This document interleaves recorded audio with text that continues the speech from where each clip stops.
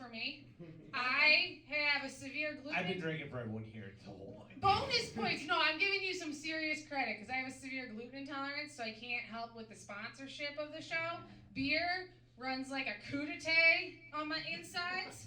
It's true bio warfare. I have a problem because I like to walk into bakeries and just sniff all the bread. I'm really into self-harm, actually. Like, that's probably why I'm here.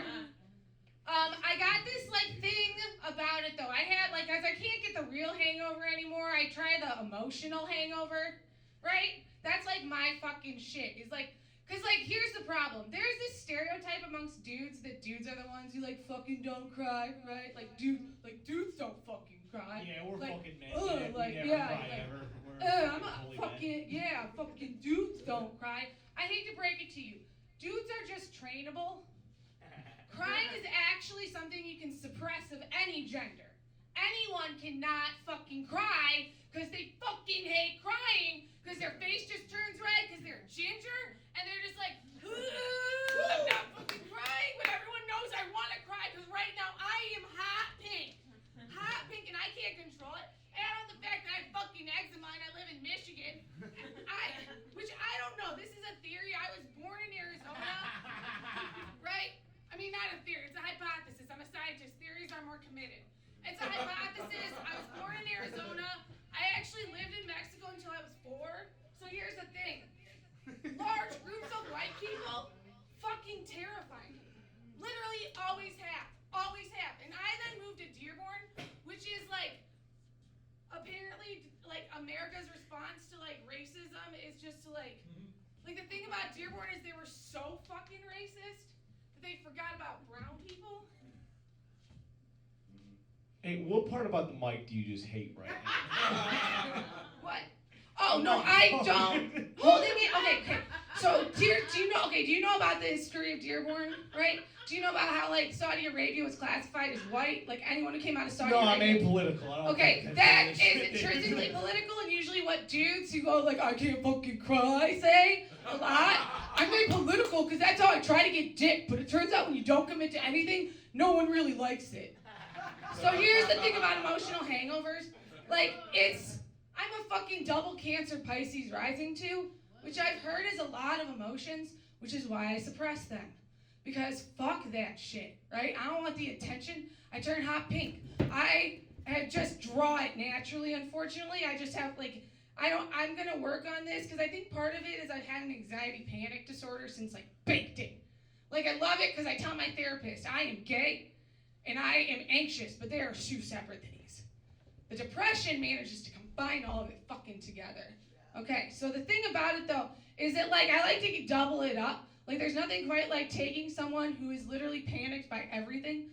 One of the things about panic disorders is suppressing all the crying means that all these literal chemicals in your body are not coming out, that are actually supposed to be processed so that you can remove the stress hormones that come from thinking there's constantly a fucking lion behind you, right? Because that's how historically, that's old. This is my biology degree coming out, which I wasted so much money on. I didn't. Actually, I did. I studied a lot because I look like I studied my way through college. It's a beautiful thing. So the thing about it is that I just keep coming back to the worst thing that has happened. What's the worst thing that could happen to you? You could die. Okay, what's the second worst thing that could happen to you? Necrophilia. I could fuck someone dead. I wonder if that was no I check. don't know. I have no idea. I don't know if that's actually the worst thing. I think if you're into it, right? That might be a real joy. For me, the worst fucking thing that everyone's up here, because my favorite thing is if I usually ask dudes what the worst fucking thing that they ever gone through, they're or their greatest fear. I listen to a lot of dudes be I don't want to get raped in jail. They're the same ones who are I don't fucking, I'm apolitical, and the worst thing that could happen. And I'm just okay, so the worst thing's already happened to me, right? Wait. You haven't heard that? Getting raped in jail is the biggest thing that makes guys not commit crimes to this day. That's terrifying in itself. The fact that you openly admitted it, though, is the best setup for me. I'm so fucking excited to take this moment.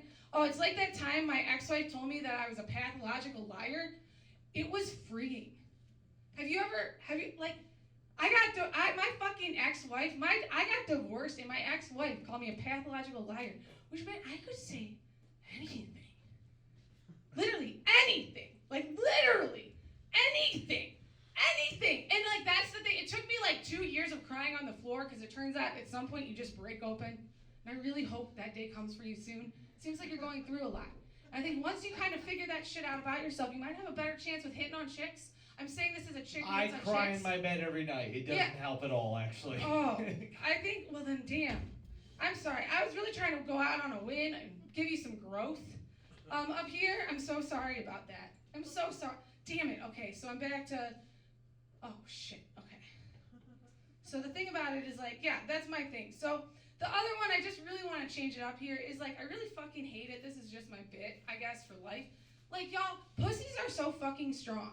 Like, you're not a pussy, right? Because if you're a pussy, you could expand, give growth, bring new life into the world, theoretically, if that's, like, what you're into doing with your vagina, right? And they're always like, where's the fucking clit? And I'm like, there are books.